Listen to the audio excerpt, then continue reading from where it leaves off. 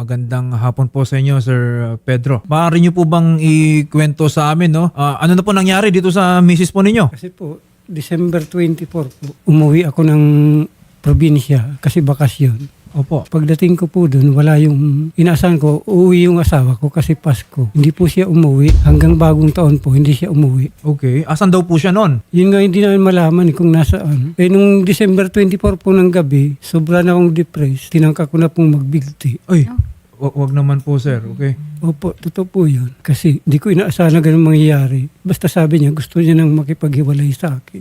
Sinabihan po kayo nung Pasko? Hindi po. Nung nagchat-chat pa po siya. Saka nung November 23 po, umuwi ako kasi anniversary ng kasal namin.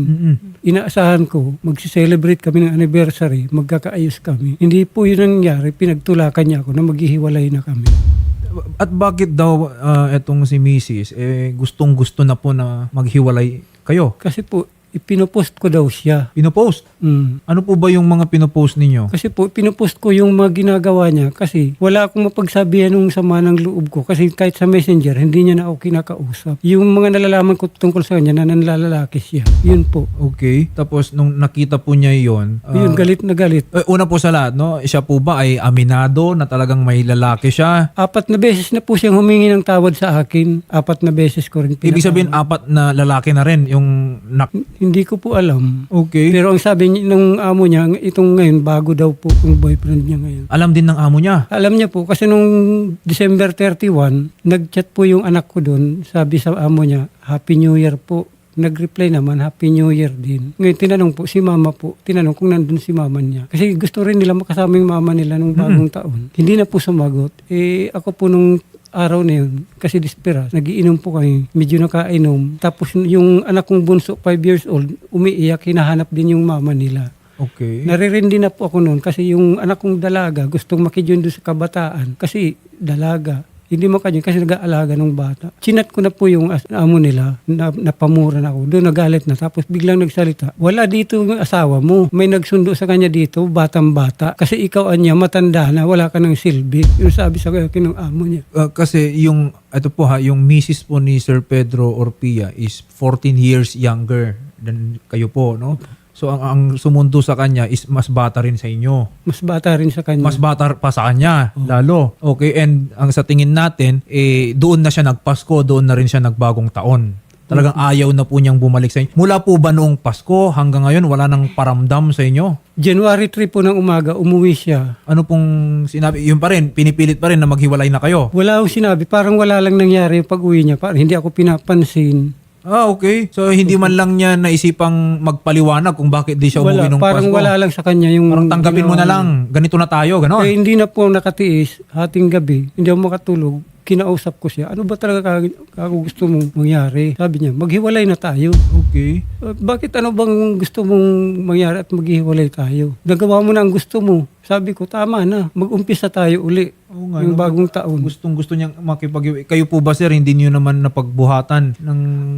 Kahit kailan hindi ko napagbuhatan ng kamay. Nangyari lang yung napagbuhatan ko nung nag-uusap na kami kasi sobrang galit ko. Pero kontrolado po yung kasi ayaw kong manakit talaga ng babae. Okay. Hindi niyo naman siya pinagmumura. Ano po ba yung mga vision ninyo? Wala po? din.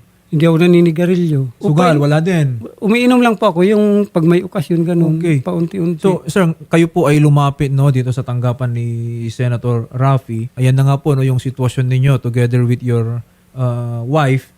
Ano po ang gusto ninyong mangyari sa ngayon, sir? Kasi po ganun na ang ginawa niya. Dati umuwi siya pag day off niya doon sa mga anak ko. Ngayon po hindi na siya umuwi. Dumidiretso na siya doon sa lalaki. May kilala niyo po ba itong lalaki na ito? Wala nga po, wala akong lead sa lalaki. Basta ang nakakakita, mas bata, mga 25 hanggang 30 years old daw po. Pero hindi po natin alam yung pagkakakilanlan pa niya. Wala pa. Wala pa po. Hindi rin sinasabi ni Mrs. Hindi niya sinasabi. Pero inamin niya sa akin, may iba. nagkaroon siya ng karelasyon. Kasi 4 na beses siyang humingi ng tawad sa akin. Sinabi ko nga sa kanya, bawat pagkasalanan mo, laging may nakalaang kapatawaran sa akin. Kasi wala akong ibang hangad.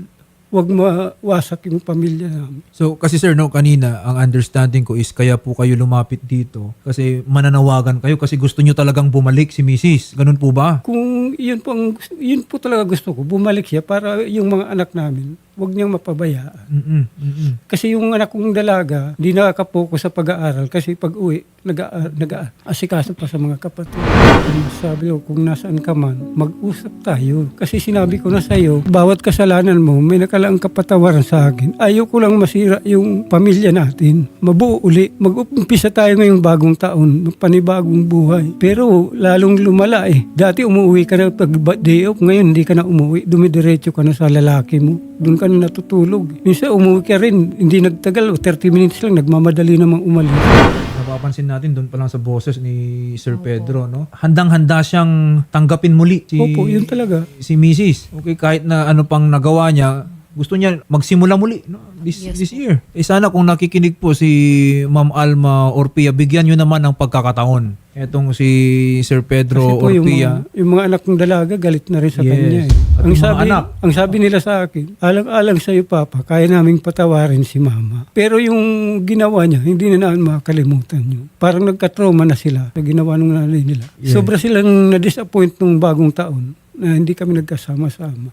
Sana no, kung nakikinig nga po si Ma'am Alma, sa ngayon po, ang kagustuhan lang muna ni Sir Pedro is umuwi kayo sa bahay, kausapin po ninyo, mag-usap-usap kayo bilang isang pamilya, handa naman po magpatawad, handa namang tanggapin ni Sir Pedro.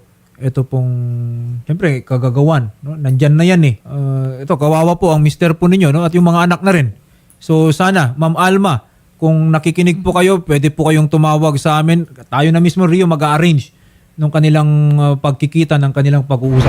Ayan, Sir Pedro, kapag nakakuha po kami ng information or kung nag-reach out po sa amin tong si Ma'am Alma, agad po namin ipapaalam sa inyo para po maayos natin to at malaman natin kung ano po talaga ang gusto ni Ma'am Alma. And we're hoping po na sana'y magkaayos pa rin po kayo para po sa mga bata at sa inyong pamilya. May isa pa pong nag-chat sa akin kagabi, hindi ko alam kung totoo, na yung asawa ko raw po, saka yung lalaki niya, nagbabalak ng umuwi ng Catanduanes, lalayo na doon sa lugar namin. Doon po ako naalarma, kaya nagpasya na akong pumunta dito. Ay, yan nga po, no? Kung nakikinig po si Ma'am Alma Orpia, o di kaya yung lalaki, okay?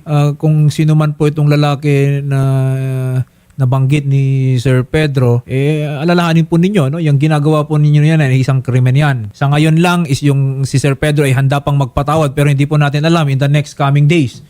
Kung talagang magmatigas kayo dito, Sir Pedro, meron din naman po tayong mga remedyo. Opo, patungkol kung po ayaw dyan. niya na po talaga magkaayos kami, handa po akong kasuhan siya. Yes, kaya Kasi pinabayaan niya yung mga anak ko eh. correct, opo, no? So May- sa ngayon yung pagkakataon nandyan pa sa kanya, sa huwag niyang sayangin. Nung nakaraang linggo po, yung anak kong bunso, 5 years old, nilalagnat, giniginaw. Ipinost ko na po, wala man lang siyang, kung dinalaw mo lang. Dumating yung day off niya, may lagnat pa rin yung anak namin. Di siya po umuwi. Sige po, Sir Pedro, at sa kabilang booth po, kakausapin kayo ng ating coordinator para alam po natin kung ano yung next step na pwede natin gawin dito. Pero definitely inform namin kayo, sir, pag nag-reach out sa amin si Ma'am Alma. Maraming salamat po, sir, sa time and tiwala na binigay mo po sa program ni Idol Rafi.